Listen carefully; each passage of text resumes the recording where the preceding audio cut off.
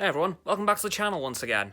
And today I'm going to be talking about something that happened last night, which was the Disney Investors Day conference, in which Disney announced loads of new stuff coming over the next few years. Specifically, 10 new Marvel shows on Disney Plus and 10 new Star Wars shows coming to Disney Plus over the next few years, as well as a few films for both franchises and one final film for another, which I'll get onto at the end. So let's start with Star Wars. So we got 10 shows, and I've got them all right here on my trusty iPad. One is Rangers of the New Republic. Now, this is going to take place during the time set of The Mandalorian. Not much else we know about it, I'm afraid. All we know is it's going to revolve around the New Republic, probably the Navy, so the X-Wing crews, and it's going to take place at the time of The Mandalorian, so got that to look forward to. Unfortunately, we haven't got much information on most of these shows. There's a new Ahsoka show, if you don't know, also in Mandalorian, and the Clone Wars, and Star Wars Rebels.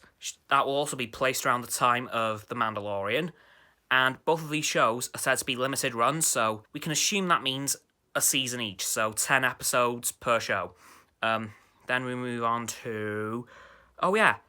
Andor, the Cassian Andor show. And if you don't remember who Cassian is, he was Jyn Erso's love interest in Rogue One and the captain of the Rogue One crew, technically. So he's getting his own show. It's coming out in 2022, this one. Next up, Obi-Wan Kenobi show. But we already knew about that. But we've just found out something else. Well, two things. One, it is taking place 10 years after Revenge of the Sith. That puts it right in the middle between the prequel era and the original trilogy era. And Hayden Christensen is returning. And if you don't remember who he is, he played Anakin Skywalker in the prequels, well, specifically Attack of the Clones and Revenge of the Sith, and Darth Vader when he transformed. And he is reprising his role of Darth Vader for a meet-up for another duel between Obi-Wan and Darth Vader, which Kathleen Kennedy, the head of Lucasfilm, said will be the rematch of the century, and honestly, I can see that being the case. And moving on to The Bad Batch. Now, The Bad Batch were introduced in the final season of Star Wars The Clone Wars in the first 4 episodes, and they're getting their own show. By the looks of the trailer, which I'm just rewatching right now, on and off, it's taking place either... Well, we know Revenge of the Sith is going to come into it somewhere, whether it takes place throughout the whole of Revenge of the Sith, like the last 4 episodes, or if it's just the start, because we see in the trailer Palpatine announcing that the Republic's going to become the Empire, but we don't know where in the show that takes place, and we don't know if the clones are going to be either the enemies or the allies of the Bad Batch, or possibly if it's Revenge of the Sith at the start and then goes into Beyond, might be both. They might start out as allies to the Bad Batch, as they are clones, but then the Bad Batch might rebel once the Empire becomes a thing, and then the clones are hunting them. So it could be that the clones are both allies and enemies to the Bad Batch, which would be really interesting. Then we have Star Wars Visions, which is a collection of short animated films, 10 episodes each, created by anime creators. So it's literally going to be Star Wars anime, which... yes. Let's be real, just yes. And we believe that's going to be also a short run, so 1 season. Then we have Willow, which we don't know much about, I'm afraid. It's come in 2022. It's directed by John M. Chu, whoever that is. I'm not sure, I'm not familiar with his work. And it's going to be starring Warwick Davis. You'll know him from a lot of franchises like Harry Potter, Star Wars, Lord of the Rings. He's been in pretty much everything. In fact, his first role was Star Wars as Wicket the Ewok in Return of the Jedi, the Ewok that Leia was hanging around with when she crashed her speeder bike. And I believe, oh no, there is one last bit of Star Wars news. We have our first film confirmed for 2023, directed by the director of Wonder Woman, Patty Jenkins, which is going to be called Star Wars Rogue Squadron. Now, for all you Expanded Universe fans, you should remember this, as Rogue Squadron was a book series and video game that released in the 90s, I believe, and I believe the game was on the N64, and I believe that this film is going to be a retelling of that story, given it has the same title, and it looks to be based around the Rebel Alliance X-Wings, so if you know that story, you're probably going to know what this film's about. So, yay! And then, yep, that's it for Star Wars. Let's head over to Marvel. Now, we had loads of stuff announced for Marvel. For example, we had a sizzle trailer for Miss Marvel, which is getting her own series on Disney+. And if you don't know who Miss Marvel is, she's in the new Avengers game released by, I don't remember, Square Enix. And so if you want to know a bit about her character, play that game. And let's move on swiftly. Oh, and that is coming out, well, that's being, she's being portrayed by Iman Vellani as Kamala Khan, and that's coming to Disney Plus in late 2021. Yeah, by the way, all the shows coming to Disney Plus. The films are not. Well, they will be eventually, but they'll be releasing it in cinemas/movie theatres across the world when the time comes. So, next up, we have Captain Marvel 2, finally announced. Brie Larson will be returning. It's directed by Nia DaCosta. Yeah, not familiar with her work, I'm afraid.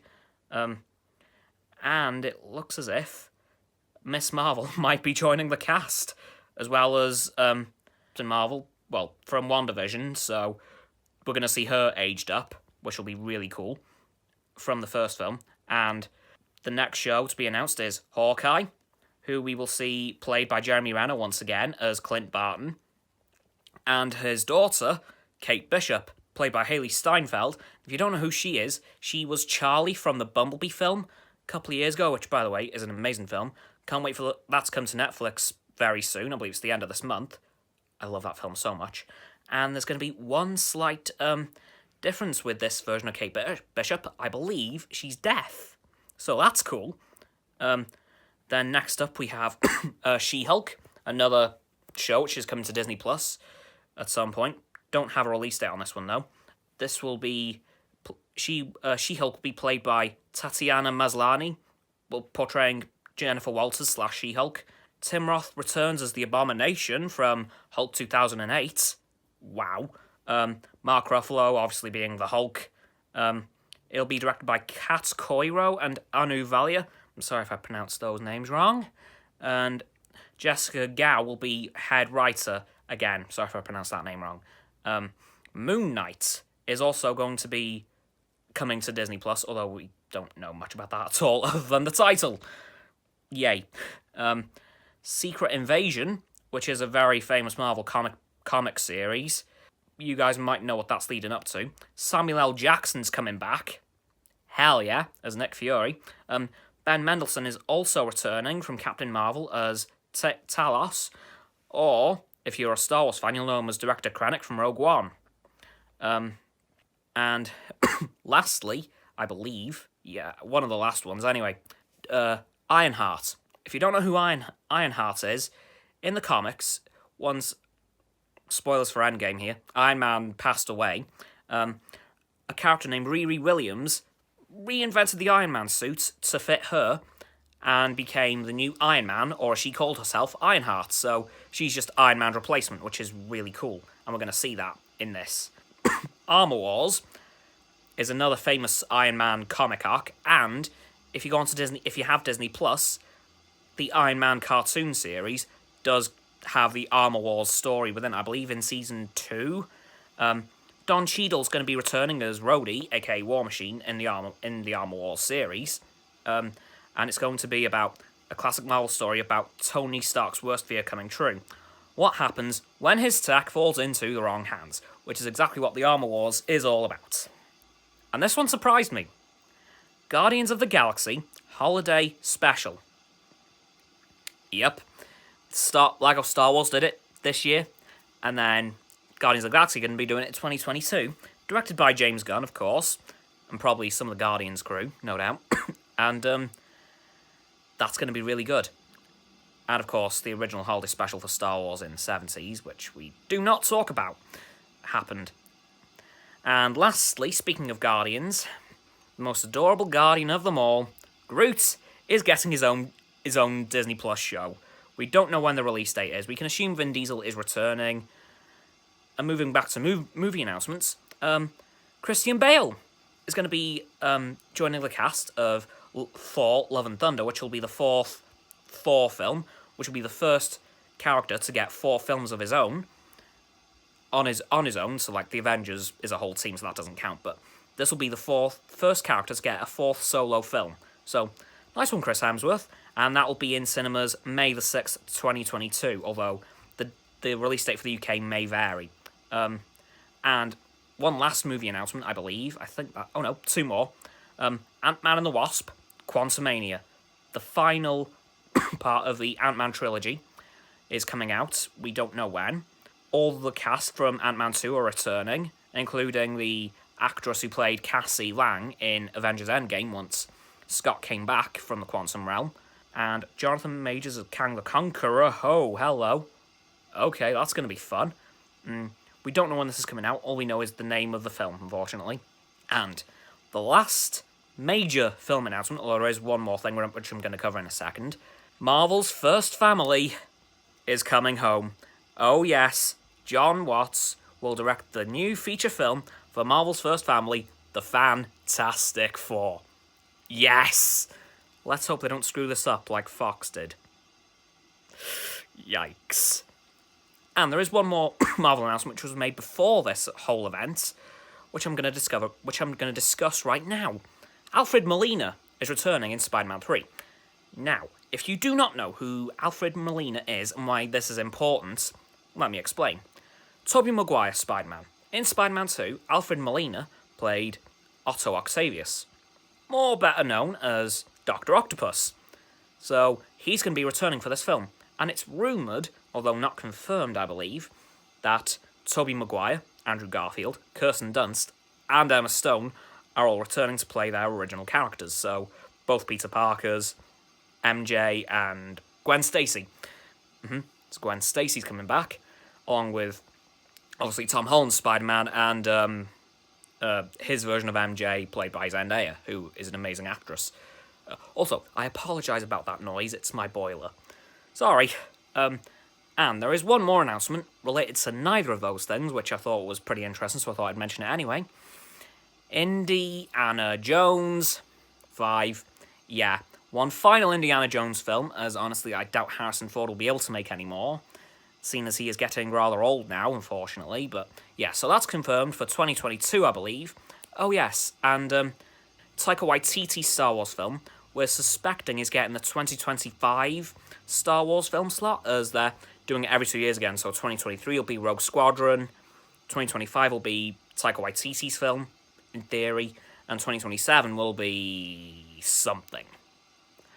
And I believe that'll do it for this video, guys. If any more news comes out about this, I will let you all know, because I imagine you guys will want to know, as if you're following my channel, chances are you have at least some of the same interests that I do, and this stuff's pretty interesting to me. So that's going to do it for this video, everyone. As always, don't forget to like this video, subscribe to the channel, and Roxanne's, and click the bell icons to get both of our notifications. Comment, because why not? Follow me on Facebook and Twitter, links are in the description, along with Roxanne's Twitter and blog, of which she just put a visual novel review out, so go check that out. And don't forget to share this video with all your friends, so they can join the infinite loop of liking, subscribing, commenting, following, and sharing, and around that loop. And I'll see you guys tomorrow. Goodbye.